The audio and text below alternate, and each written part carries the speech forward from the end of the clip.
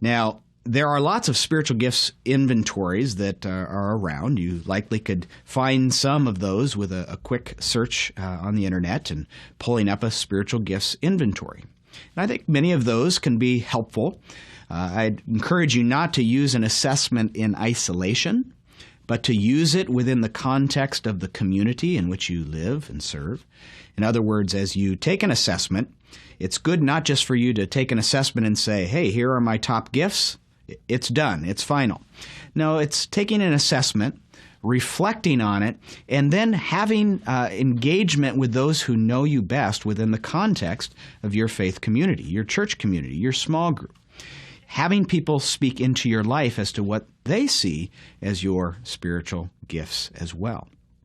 Well, Romans 1, verses 11 and 12 say this, "For I long to see you, that I may impart to you some spiritual gift to strengthen you. That is, that we may be mutually encouraged by each other's faith, both yours and mine." At this point, early on in this verse, we see that Paul's talking about spiritual gifts. I long to see you that I might impart to you some spiritual gift to strengthen you. And then he goes on to clarify this, right? That is, so it's an explanatory, clarifying verse that's coming after in verse 12.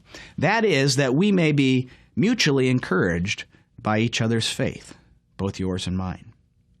Now, the implication of this is when a spiritual gift is practiced, at the core of practicing spiritual gifts is the concept of mutual encouragement, mutual edification, mutual building one another up in the body of Christ.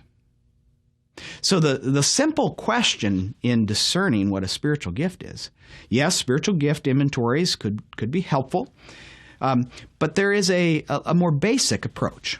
It's asking the question, what is it that I do within the body of Christ, within my faith community, that when I practice that, it builds up my faith.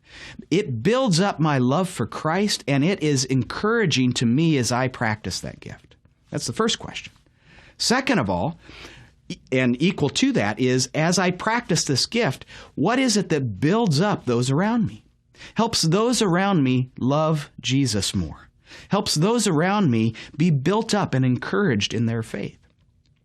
When I find something that is a gift in my life that both builds up my faith and love for the Lord and builds up the faith and love for the Lord in others around me, I think that's the best cue on what is a spiritual gift.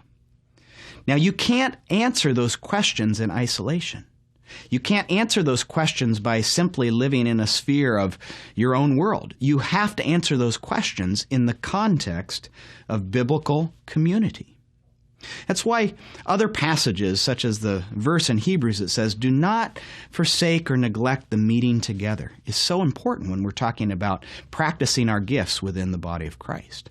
We need one another. We need to engage one another in the context of community. And in the context of community, in the context of living out our spiritual gifts with one another within the body of Christ, we begin to discern over time, what is it that is making me love Jesus more? And what is it when I practice that is also helping those around me fall more deeply in love with Jesus and grow in their faith and walk with the Lord? I think that's great wisdom, and I want to encourage you to spend some time asking those questions as you consider these core passages that we've engaged in Romans 12 and Ephesians 4 and on to 1 Corinthians 12 as well.